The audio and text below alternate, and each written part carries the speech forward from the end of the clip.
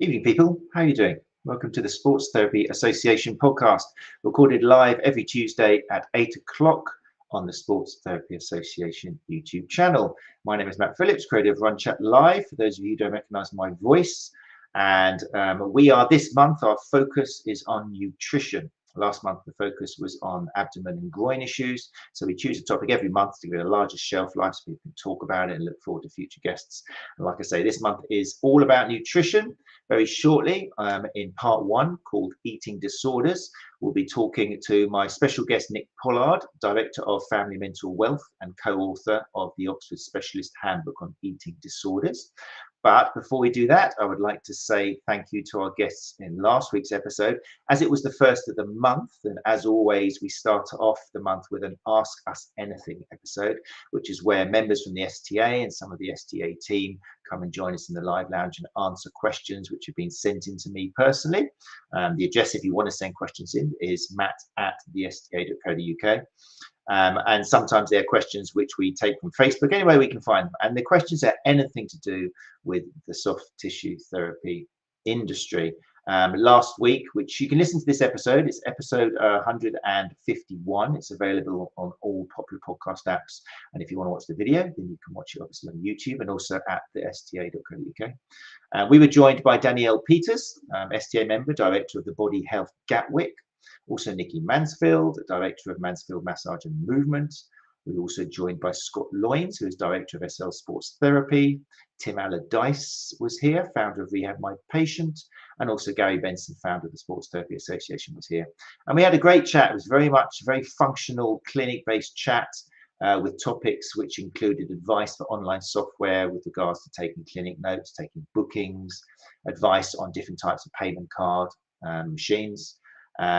We talked about a question which was about what words should you and shouldn't you use on your website, which is really interesting, and also about hashtags and some of the legal implications of using hashtags in your posts, like if you put physiotherapy and you're not a physiotherapist, and people are cracking down on things like this. So a really useful episode, as always, I like to say, for anybody who's a soft tissue therapist, and you can catch up with that on all popular podcast apps.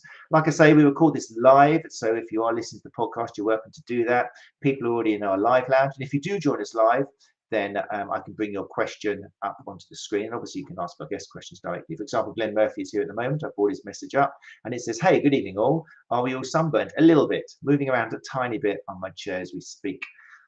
Soma Sports Therapy, Penny is here. Hey, Penny, how you doing? Thanks for joining us.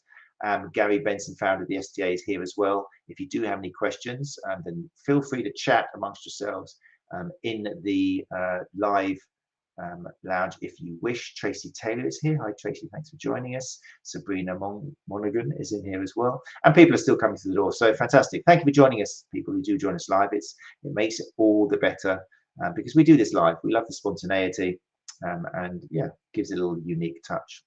So anyway, like I say, tonight we are very excited to start a whole month to do with nutrition.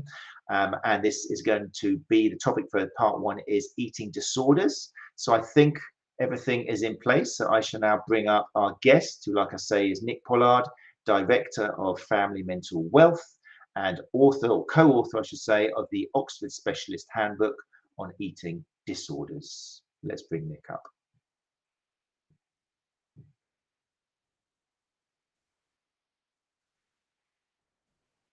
Hey, Nick, how are you doing? Hi, Matt. I'm doing great, thank you. Really enjoying life. Busy, but it's good to be busy. Well, this is good. That's a lovely way to start the show. We were chatting off air because these days, especially with COVID and people worrying about their background, the background you've got, I'm sure people can get that on Zoom, but in your case, they really are 4 shelves of literature and books. It goes down a long way each way. Yeah, my wife keeps telling me to stop buying books, but I'm a book man. Fantastic. Well, we like that. We like our guests to be learned and well read. So fantastic. Thank you so much for joining us. Talking of books, like I said, co-author, not your only book, is it? I did a little bit of research myself. You've written a few other things and produced. I've written 13 books actually over my life. Okay. Yeah, I enjoy writing, but but what the Oxford Specialist Handbook is a medical textbook, and so that was done co-authored with Professor Janet Treasure, who's a world authority on eating disorders with a lifetime's experience in specialist care, and Dr Elizabeth McNaught, who's a doctor working in general practice, who has lived experience of an eating disorder in her teenage years, and is also my daughter. My background is in psychology. Back in the 1970s, you're now thinking how old I am. I should have retired several years ago. But anyway, back in the 1970s, I was doing postgraduate research for a PhD in psychology, anticipating a academic career in psychology. But I started a couple of social enterprises that kind of took over my life. My wife was a chemistry teacher. She gave up to come and work with me. We've worked together for 45 years. We've worked together, founding and building social enterprises. And we were winding our lives down. And then our daughter suggested, why don't we start a social enterprise to help families build their mental health and well-being? And I could tell you some of her background and history, but it basically it's about using evidence-based, clinically sound self-help facilitated by one's family, and of course there are many different types of families, and for many of us, we think of, we talk about the scouting family, or the school family, or the sports family, or the church family, different communities. So it's really about helping other people who are in our life to help us develop our mental health and well-being. And although our personal story is about eating disorders, with my daughter's lived experience of that, family mental wealth addresses all sorts of issues related, all sorts of mental health issues, particularly of concern to families in terms of their children and young people. So anxiety, depression, OCD, self-harm, as well as eating disorders. And we have some wonderful collaborations with centers of excellence, clinical and academic. So South London and Maudsley NHS, Southern Health NHS, School of Psychology at Southampton University, Sussex University, the list goes on. So some wonderful people that we get to work with.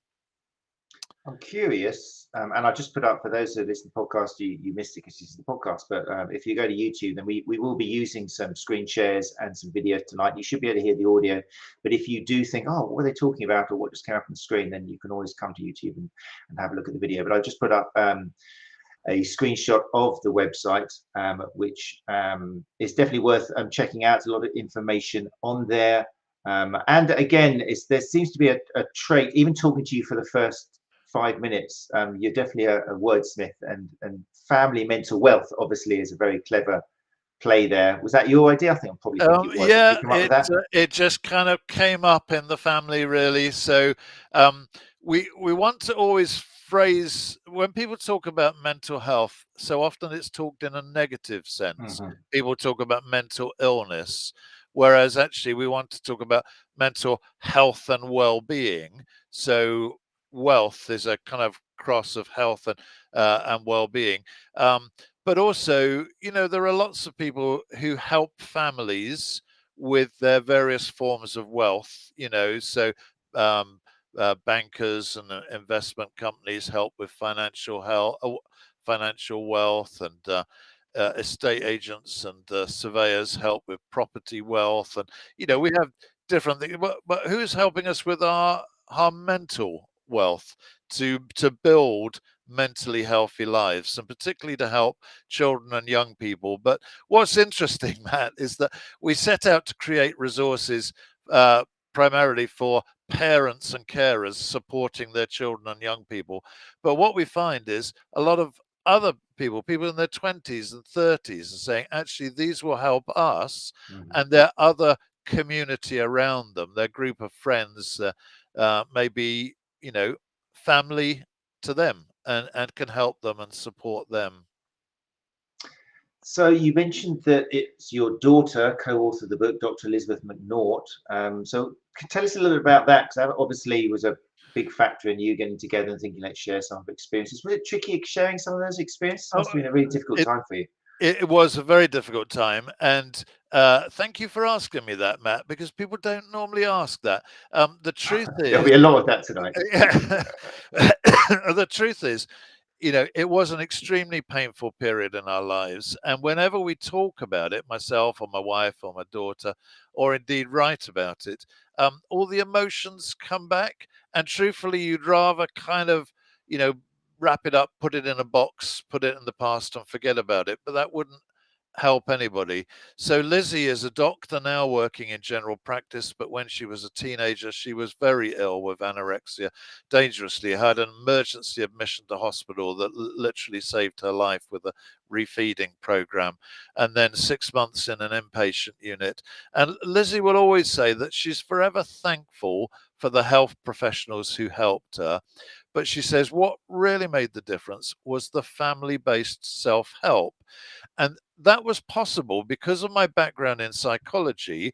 I was able to kind of read and understand what was going on in the latest research. And it was the early days of what's now called the New Maudsley method for skills-based caring, developed at King's College London and South London and Maudsley NHS, which is one of our core collaborators now.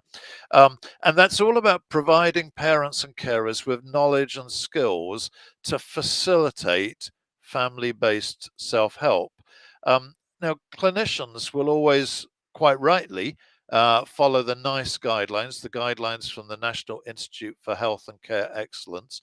And certainly for most mental ill health, the NICE guidelines recommend self-help as a first-line treatment, certainly for early intervention, for mild to moderate. When we talk about mental health, we talk about mild, moderate, and severe.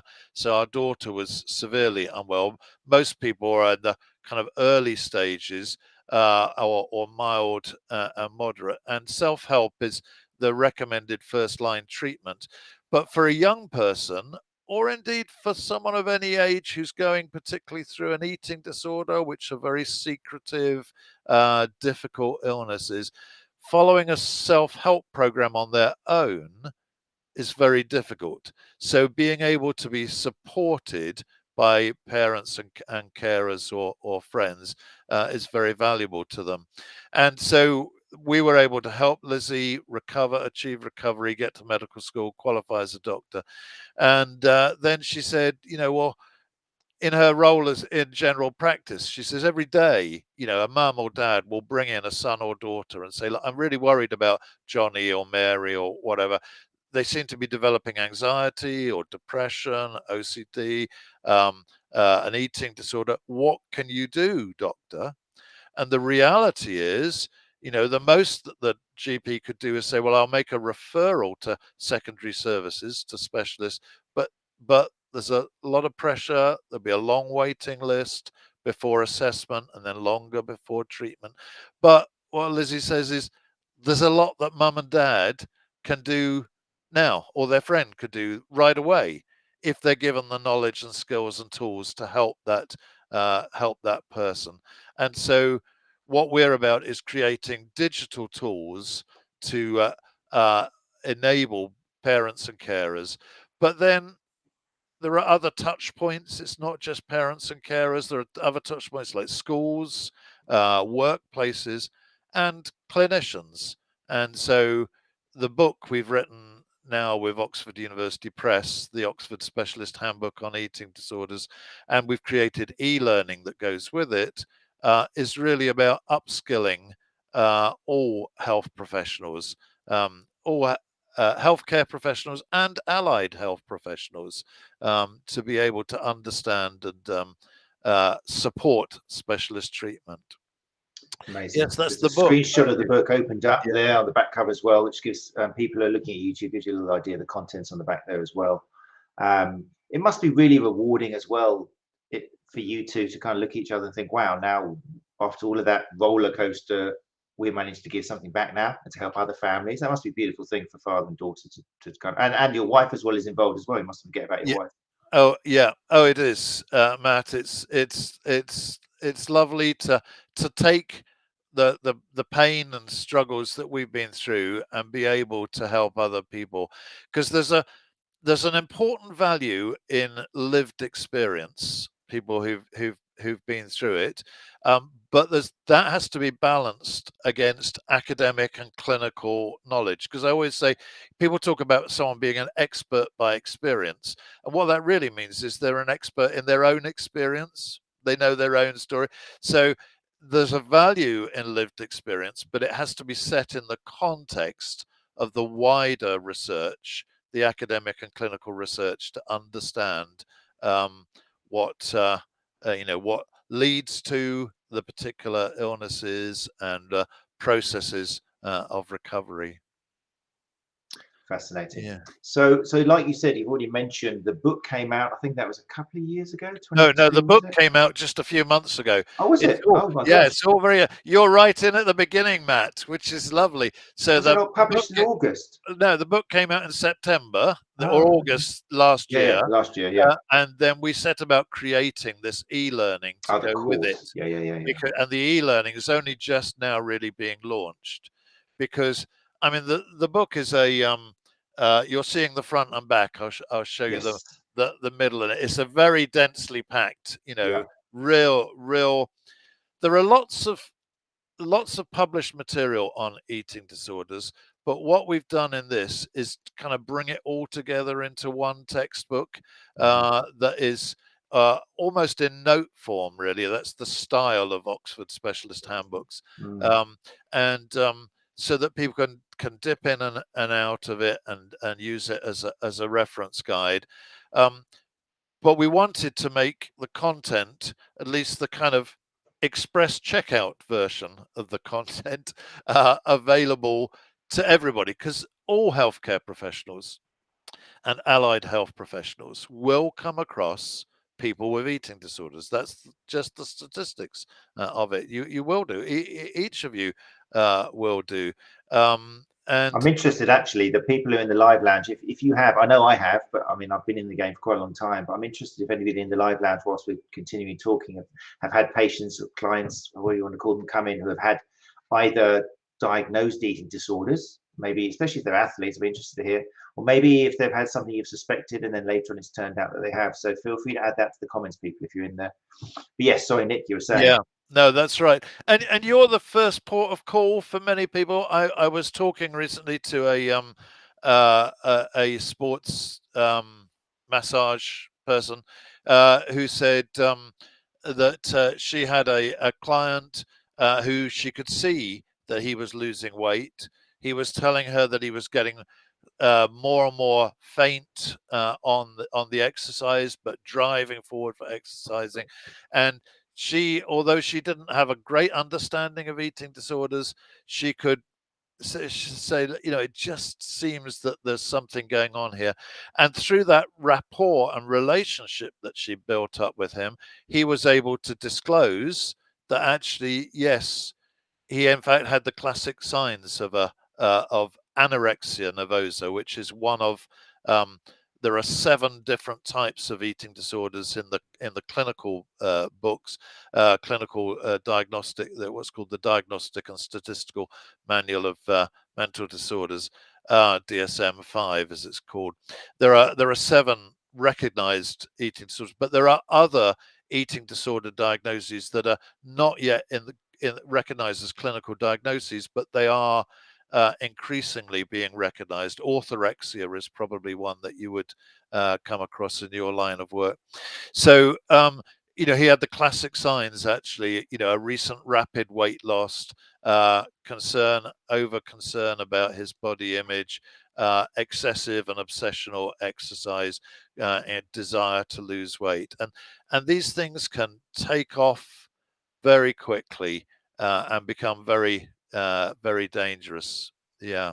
I love the expression you used just before it's stuck in my brain, where you said about disordered eating leading to Tell me a little more about that. That's wonderful. Yeah, well, in some of our resources, particularly in our parent toolkit, which you can, if you go to familymentalwealth.com and then you click on the parent toolkit, which is the resource for help for providing parents, carers, and friends with knowledge and skills.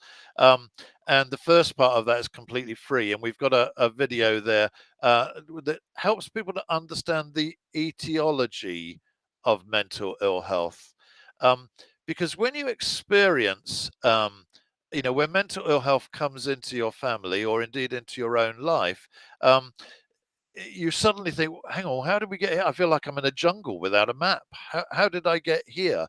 And so one of the first things we did in Family Mental Wealth was say, okay, let's work with some really brilliant academic and clinical experts to take their knowledge and distill it down into a very simple map, a very simple framework. So it starts with, there are risk factors that can predispose developing mental ill health. And then if those risk factors, if you're living with those risk factors and then experience various stressors, things going on, it might be exams, it might be bullying, it might be work pressures, family pressures. The stressors acting on the risk factors can create or lead to the early symptoms. In some areas of mental health, it's called prodromal, but the early symptoms, and certainly in eating disorders, that's often referred to as disordered eating. It's the early stages of a unhealthy, inappropriate relationship with food and with exercise. And if they're not helped at that stage and identified at that stage, the disordered eating can then turn into an eating disorder, which meets the criteria for diagnosis. And the trouble is that then you get in a spiral that the eating disorder produces neurobiological changes actually in the way in which you think, and the way in which you function, changes in what's called interoception, which is the way in which we perceive signals in our body. Like when someone says to you, "How are you?" and you say, "Oh, I feel well," you're kind of like analyzing subconsciously the acidity of your stomach and the tension in your bowel walls and your heart rate and all those kind of things.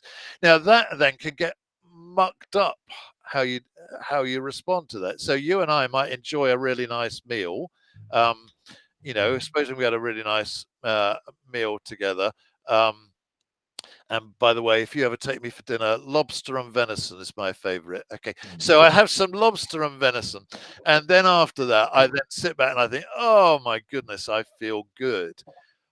That's interoception. But what happens is, once you develop an eating disorder, that interoception process actually changes. That not I feel good, I feel dreadful that I've eaten that.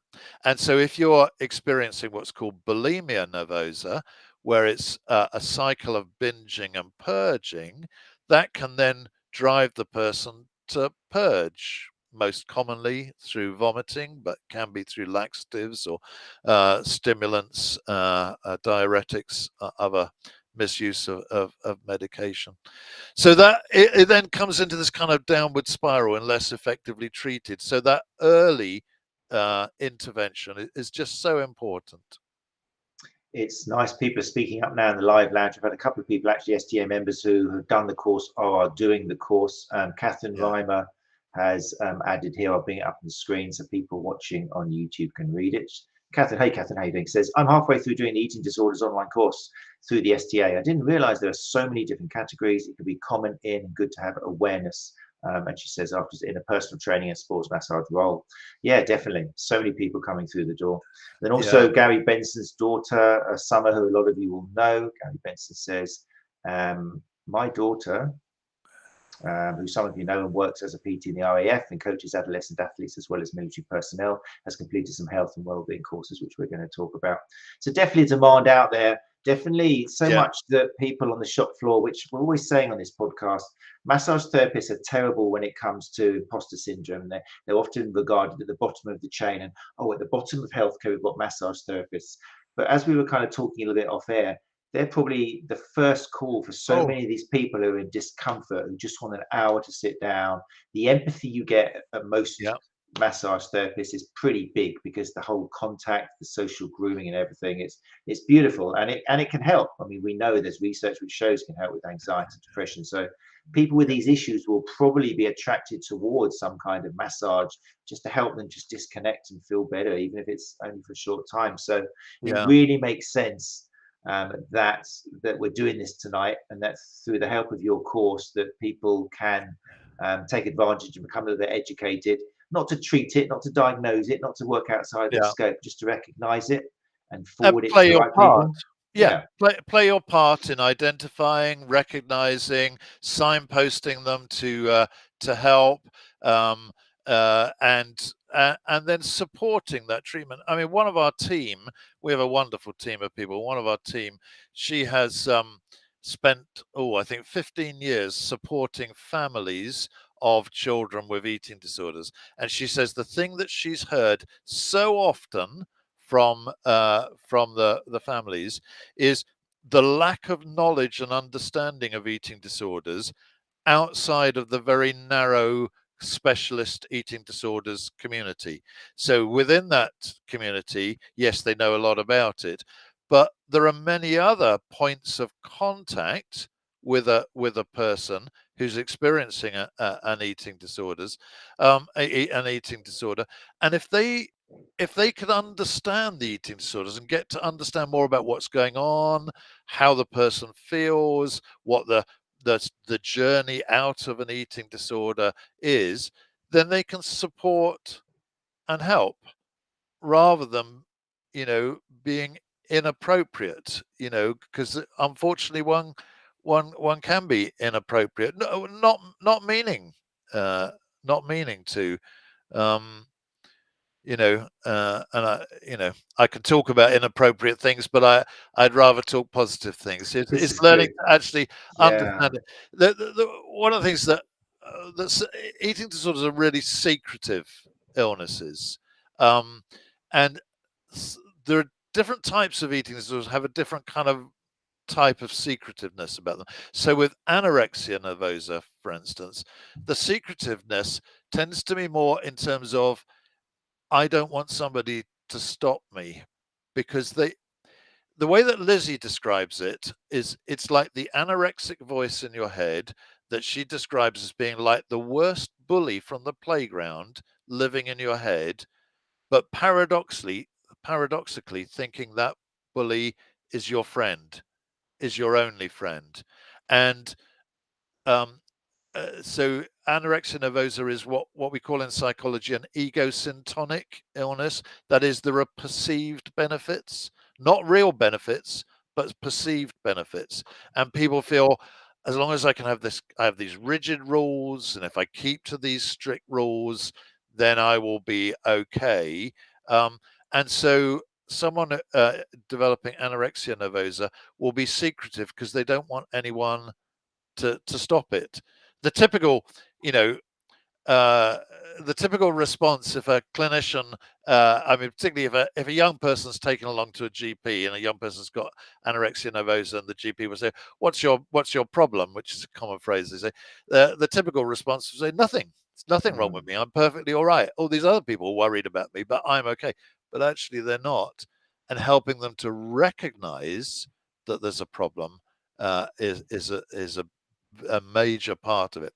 With other eating disorders like bulimia nervosa, where binge purge, or binge eating disorder, where people eat or are compulsive eating even when excessively full, the the secrecy is more about the shame about it, so that they might you know, not want to admit that they're making themselves sick, not want to admit that they're binging at all, go to all sorts of lengths to hide it. We were talking in all the research for the book, talking to somebody with binge eating disorder who would go to 3 different shops on the way home from work to buy binge food, to hide the shame, come back and eat it secretly, in the bedroom, in the garden, even in the toilet. So even the binging was secret. But someone with bulimia nervosa, they would binge secretly and then purge secretly. So they might, a typical sign might be that they've eaten a meal and then they say, oh, I've got to go off to have a shower, and they'll go off into the bathroom and have a shower, running the water to hide the fact that they're actually self-induced vomiting that's going on, because they don't want to admit it. And so helping people to recognize that bringing it out into the light is the most important first stage, and to know that they are valued, they are loved. I mean, you can't talk about loving your clients, I'm sure in families you can do, but you can talk about valuing them, that they're that they are a valuable individual, that they don't have to live this way. There is a route through, they can recover. And sometimes you can show that. We've had Dr. 𝐾𝐢𝐬𝐿 on the show quite a few times, who's a specialist in motivational interviewing, and showing like empathy doesn't mean that you've actually suffered it in order to help somebody. It's just a lot of it is active listening, and just showing that you're there and reflecting and giving that, not telling that person you've got a problem, I'm going to solve that problem, just sitting back. And that's a version of love, isn't it? Just showing that person, I've got ears here, I'm going to listen. It is, and that's interesting that in our parent toolkit, there's some of the skills that we teach for all mental health issues, and might be useful. There are, in the new Maudsley method, there are a whole bunch of key skills that have been worked out by academics and clinicians. Trouble is, they've also been named by academics and clinicians. Okay. So their names like supporting self-efficacy and developing discrepancy, which doesn't exactly stick in your mind. But my wife, my daughter's mother, my wife, is just brilliant at coming up with things that will stick in your ear. So she's turned them into little phrases. So one of those is called "Be curious, not furious." And that's the thing, because when you see someone, particularly in a family, who's behaving in a particular way, or you might see if you're in a sports team and you've got people who just don't seem to be, behaving in an appropriate way, the natural response is to be furious, to be cross with them. But instead to be curious, to ask open questions, to invite them to open up, share their experience, then you'll find that there's other things going on. There's always a reason for someone's behavior, and to actually, through open questions, inviting them to open up. Amazing. So there's people making a few comments in there who are doing the course, but I'd like to give you a chance now. We're past the half-hour mark, to maybe let us know. So we're talking about people who are joining us now. If you just switched on the podcast halfway through, you've just come into the live lounge. We're talking about Eating Disorders e-learning for health professionals course, which is now a course you can do in small chunks, and it's based on the book co-authored by Nick, which is the Oxford Specialist Handbook on Eating Disorders. So yeah, tell me about the structure of the course and how therapists can. So the course is it's structured around the book. So the book is in 13 chapters. So there's 13 parts, 13 modules, each going through those different chapters. So we go through all the different eating disorders to understand anorexia nervosa, bulimia nervosa, binge eating disorder, avoidant restrictive food intake disorder, pica, rumination disorder, other specified feeding or eating disorder, and then emerging eating disorder diagnoses that are not recognized as a clinical diagnosis, but are increasingly being recognized in clinical practice. So orthorexia, for instance, which typically begins with clean eating, a desire for a healthy lifestyle. So I will cut out certain foods and I will eat clean. And that can be indeed very healthy. But the trouble is it can become an obsession. And psychologically, one can become obsessed by it, to the extent that it becomes pathological, of actually reducing down what one would eat and the food groups to actually be quite dangerous then with it. So another one, it certainly hasn't got a medical name yet, but it is called in the media drunkorexia. So that's a combination of food restriction and alcohol abuse. And you can understand how those would go together. I'm abusing alcohol and I'm cutting out food. And that, of course, has all sorts of dangers. So a section on emerging eating disorder diagnoses, section on comorbidities. Eating disorders don't occur on their own. They typically are comorbid with anxiety, depression, OCD, and indeed various forms of neurodiversity as well. And then ethical and legal aspects, because there's all sorts of questions about confidentiality, about capacity and use of the Mental Health Act, which has to be used in some cases. And then finally, one on acute emergency care of actual real medical emergencies that can occur really quite quickly, and people not realizing the danger that they're in. So that's the 13 sections. Within each section, it's all in bite-sized bits, and the people who've been using it already, I'm sure people like the fact you can dip in and out. So everything's in sort of 5-minute bite-sized chunks. So a 5-minute video with Lizzie and Janet talking, and then a 5-minute case story, an animated case story to give some kind of wider. Sometimes we remember the stories more than we remember the facts. That's the thing. So they can hook in us. And then a downloadable book bite, a document which is a summary of that chapter in just 1 or 2 pages. And then there's a quiz, an assessment of learning quiz. And if you get all the quizzes right, all the way, if you don't get them right, don't worry, you can take the quizzes again until you do get them right. The multi-choice quizzes. And if you get all the quizzes right when you get to the end of the course, then you get a personalized CPD certificate. Wonderful. Well, we should say here, because a lot of people are probably thinking, oh, how much does this cost though? Come on, it's going to hit us with the big bucks. But actually, complete access to the course is at the moment? It's 75. Well, if someone comes in from outside to it, it's £75. Yep.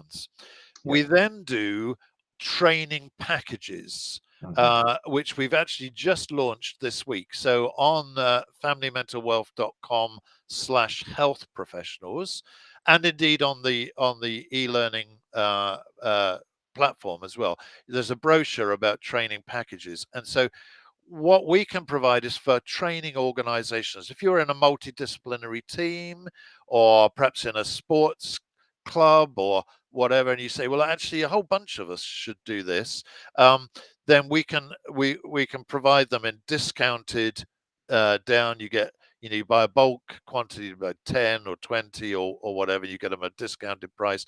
But we can also then provide you with a 40-minute video, actually presented by me, sadly, if you've not had enough of me already, but a 40-minute video presented by me with lots and lots of clips of Lizzie and Janet, which kind of gives a real kind of super express checkout of it, and you can have that and put that on your website, as long as it's not a public website, but a learning website for your team. So that's all there on it.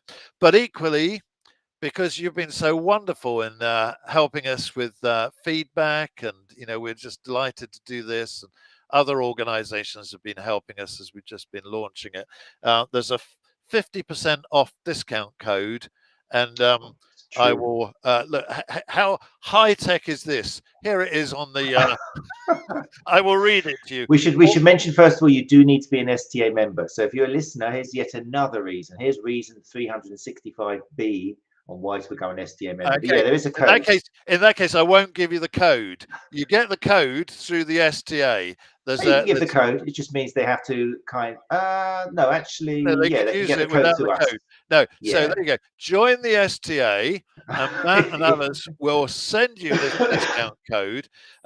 So the e-learning is £75. I'd give it away for free if I could, but we can't. We almost are. I don't want to sound. We've got so many stakeholders involved in it, and so much work. I can't tell you how much work's gone into creating it all. But it's compared to a lot of the courses out there. Believe me, and I know a lot of courses. We get a lot of people asking us to talk about their courses, and average 350, 400 Yeah, pounds, 500 pounds, and on yeah, a topic which I don't know. When I look at them, sometimes you seem to be taking an area which has got so much misinformation as well, which we haven't really gone down that rabbit hole because you want to stay positive. There's got to be so much misinformation and books 5 times as thick as yours, which are just full of do this, do that, this will cure yeah, everything, and it's like such a difficult topic, nutrition. So no, thank you. yeah. It's It is. Yeah. a lot of So community. £75. It's cheap at half the price, as but as the guy at the market would say. But you can actually have it at half the price with the discount code that you can get from STA, Yeah. and that will cut it down to half that price. Giving away 37.50. Look at that, like 10 lattes. I mean, we have got some comments here from people from doing. I'm conscious that we're sounding a bit like the shopping channel now, but we're not. It's just a good thing. We talk about good things. We have to do it. Who was also mentioned it? Let's have a look. I think Becky Carroll had a little thing here. Becky Carroll says, rumination disorder was new to me on the course. One of my clients opened up about her experience with this. The fact that I had even heard of it gave her more confidence in me, which was nice. Brilliant. That therapeutic Oh, alliance, suddenly the ears open. that is lovely. I'd like to capture that if I can. I don't know how. Can you? I will send Becky, you a screenshot. yeah, Becky. Yeah, Yeah, don't can worry. you send, or can Becky email it to us at contact@familymentalwealth.com? She's on it now. Email contact@familymentalwealth.com. Just with that little story, that those kind of stories are gold dust, because our concern is, right, that there are so many healthcare professionals and allied health professionals who don't realize that they're coming across people with eating disorders, and they need to know. I was speaking to a retired GP recently, and he said, in all my years as a GP, I never met a single person with an eating disorder. And he looked at me and he could see what was on my face, and he said, or do you think I might have missed them? Well, you think? Honestly, yeah.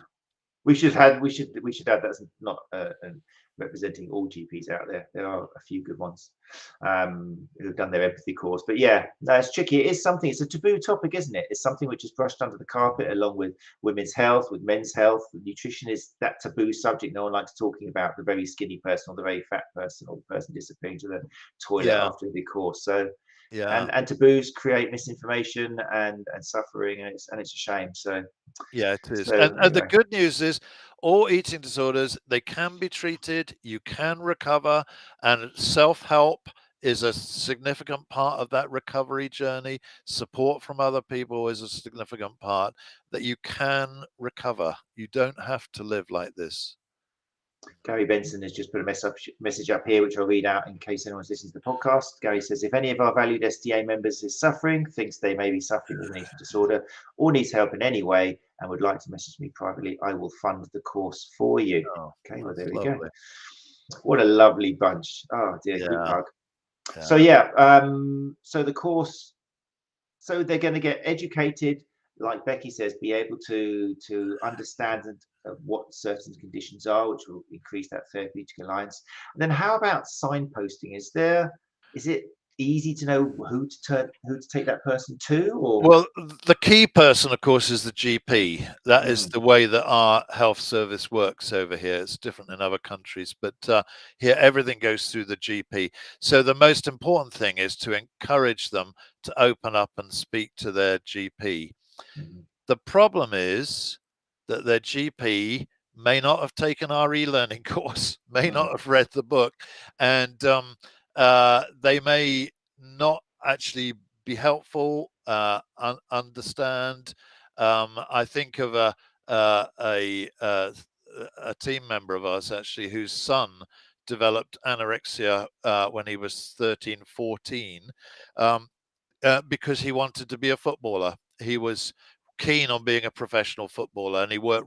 He said, "I got to lose weight." I mean, he didn't even say this. He was thinking this: "I need to lose weight. I need to do more exercise." And so he was restricting his food and exercising obsessively and obsessionally. And he doesn't know when that desire to be fitter and slimmer turned into an unhealthy obsession, but somehow quite quickly it it took him over. His parents were very concerned about him because of the rapid weight loss, which is a key indicator of anorexia nervosa in particular. And they took him to the GP, or the mum took him to the GP. And unfortunately, the GP said, I don't think there's anything wrong with him. He's growing into a fit, healthy young man. Mums worry too much, don't they? And it wasn't many months after that he was severely ill in hospital, because they can collapse very quickly. So hopefully the GP won't be like that. Hopefully the GP will understand. If the GP isn't helpful, you can ask to see a different GP. That's okay. It's no problem doing that. And in many cases, the eating disorders service, it's different in different parts of the country, but in many places, the eating disorder service will take external referrals, so you can self-refer to it, to the eating disorder service, either CAMHS, what's called Child and Adolescent Mental Health Service, if you're under 18, or the Adult Eating Disorder Service, and you can self-refer. But having said so all your that, recommendation there, so it's just interesting because it's getting better, definitely.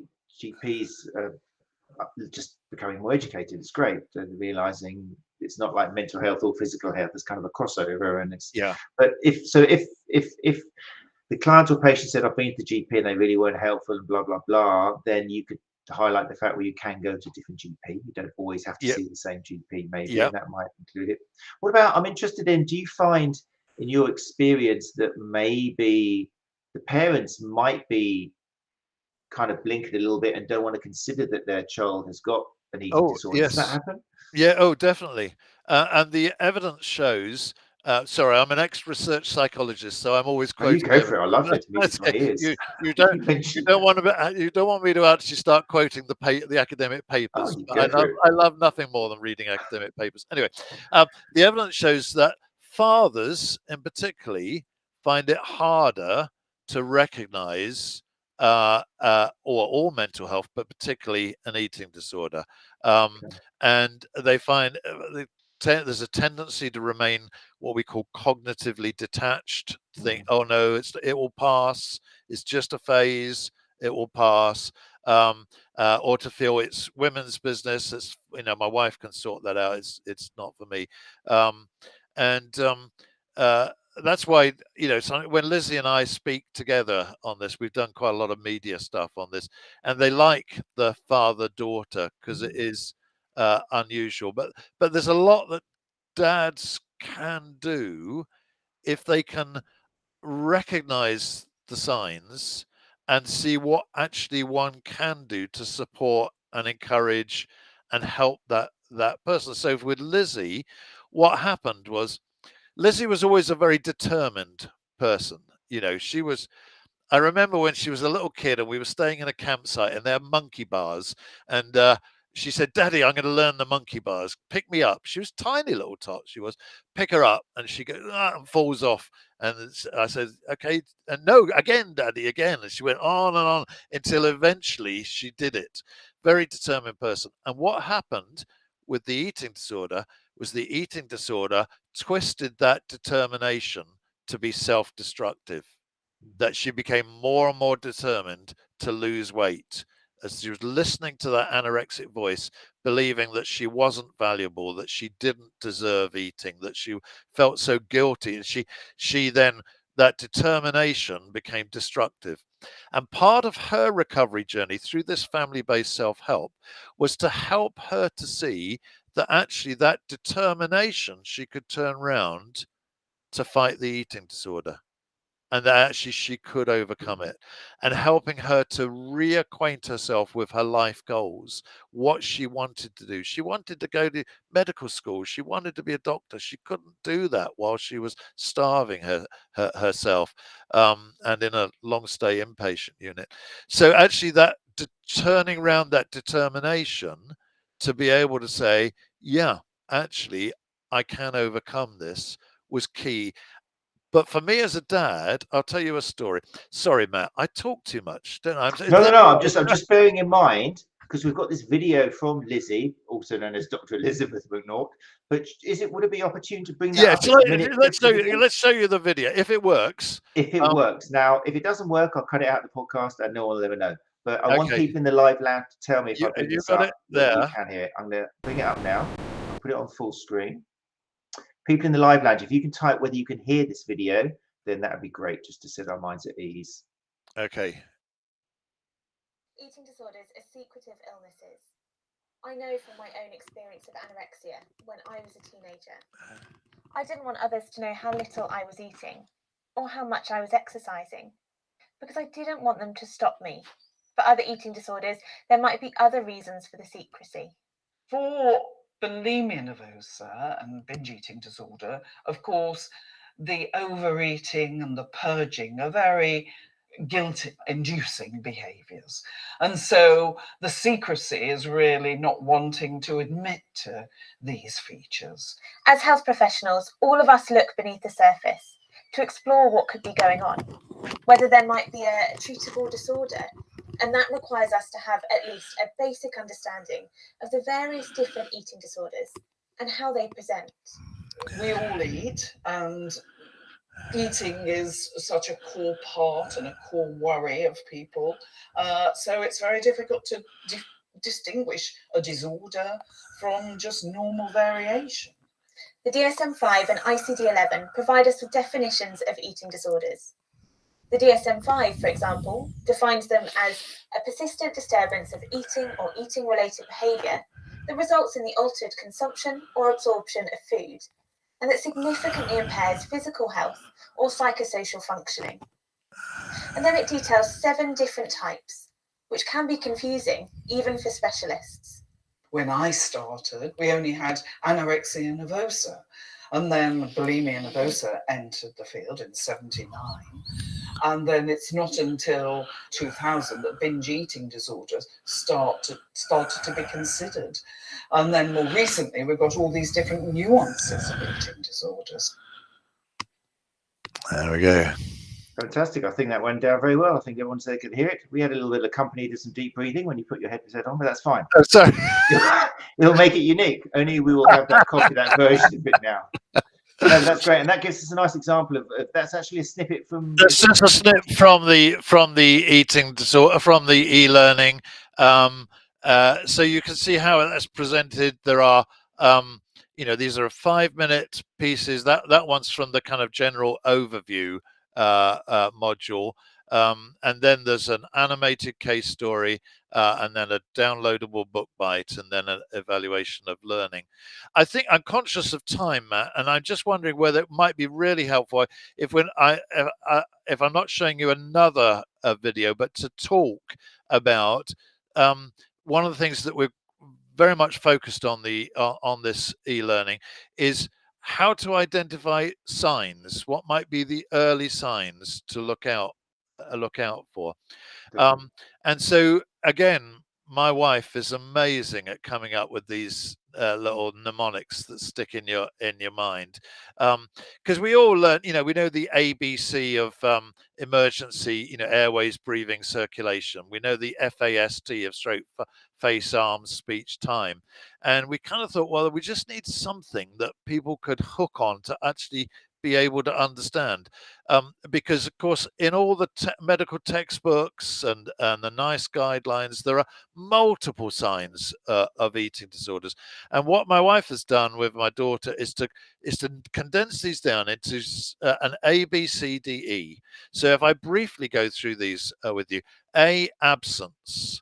Are they absenting themselves from food-related behavior, food-related activities? Perhaps they're refusing to eat with other people, or I'll go and eat my meal in another room, or perhaps they're absenting themselves after a meal, going off to the toilet quickly after a meal. So are they absenting themselves? B, body. Are they overly concerned about the size and shape of their body, more than the normal body dissatisfaction that we all experience, but actually almost seeing themselves differently from how they really are, and feeling that I've got more weight I've got to lose, or or whatever. B, C, control. So absence, body, control. Control. Are they obsessively trying to be in control of food? Perhaps trying to control the timing and the content of food. Perhaps, I mean, it's bizarrely, one of the signs sometimes for a teenager is they say, "I'll go and do the shopping, Mum. I want to do the shopping." And they come back with a whole load of frozen vegetables. And, so are they trying to control the food? Or conversely, are they out of control of food? Are they binging and feeling that they're not able to stop? Because there are these different types of eating disorders. D, diet. Have they radically changed their diet? Perhaps claiming to like food that they know, claiming not to like food that they used to enjoy. Oh, I don't like pasta anymore. Oh, I don't like cheese anymore. Or are they changing their diet to eat food which is easy to purge? So they're eating a lot of yogurts and soft puddings and things because they're easier to purge. So I can binge on that and then purge. And E, exercise. Are they exercising excessively and obsessionally and not following a proper exercise regime? I mean, one of the signs, for instance, might be of someone who's developing anorexia nervosa in terms of their exercises. Being obsessive about exercise. They can't even cope with missing exercise anytime. They have to exercise until they're totally and utterly exhausted. Or having a kind of a chaotic exercise rather than following a proper managed routine. So those are kind of some of the signs: absence, body, control, diet, exercise, that might be indicators of the development of an eating disorder.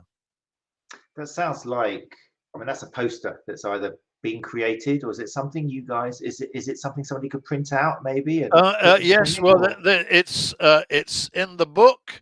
Yeah. And if you wanted it as a poster, I mean, I actually often, right here it is in black and white. I'm Yes, you afraid, could print that out. but it's got nice graphics. Mhm. And we could provide. I mean, I'd love some organization to say, actually, we want to get this known everywhere, the ABCDE. It's in the official textbook, it's been used in all sorts of places, but there is no poster that could go around sports centers and things like that. Do you know what I mean? Yet. So, but no, that's the kind of classic thing. I always think that because we know that soft tissue therapists are such an important point of call, and they have got that responsibility, and therapists listening today can save someone's life and the rest of their families if they signpost them correctly. And it's the kind of thing, little photocopies. So if somebody mentions one of these kind of taboo subjects, whether it's erectile dysfunction or pain during sex, just something which they can go, have a look at that.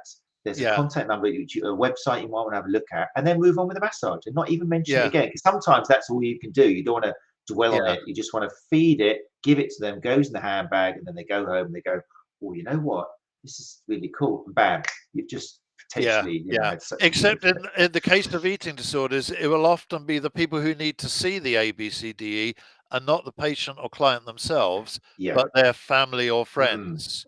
And certainly in the medical world, they do a lot of what's called taking a collateral history, which is where you're asking family and friends, and that actually, parents might be, I don't quite understand what's going on with my son or daughter at the minute, but when they see that ABCDE, they say, oh my goodness, I can understand what's going on. But the child may not be willing to recognize it, that actually they're in what's technically called the pre-contemplation stage, that they won't even recognize it. No, there's nothing wrong with me, partly through shame, partly through they don't want to lose this friend anorexia in their mind.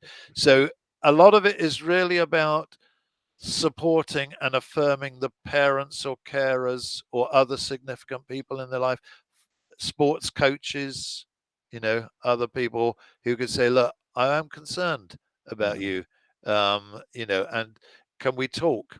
And then you come back to that thing I said earlier about being curious, not furious. I love that. Be curious, Inviting not them furious. to open up and ask questions.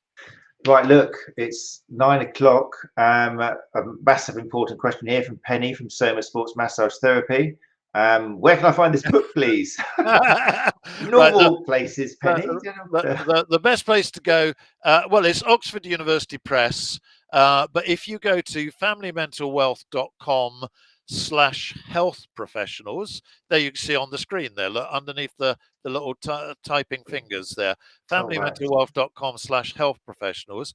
Then you can see the information about the e-learning. You can link from there to the e-learning.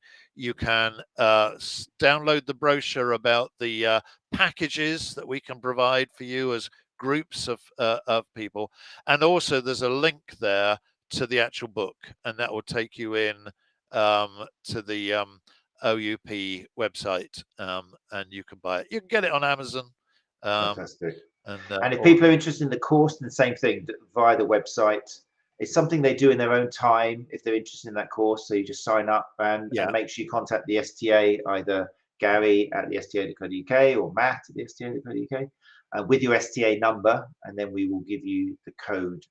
And if you're not an STA member yet and you've been umming and ahhing for some strange reason, then this may be the shove you needed to do something good for you. Then you get 50% discount. Yeah, it's going to be £35.50 instead of 75. So fantastic. And if people want to follow Family Mental Wealth, then you're on Twitter. Well, we're active, or no, we're not very active. No, because we've spent the last 4 years basically as a research and development company, because you've got to do a huge amount of research and development.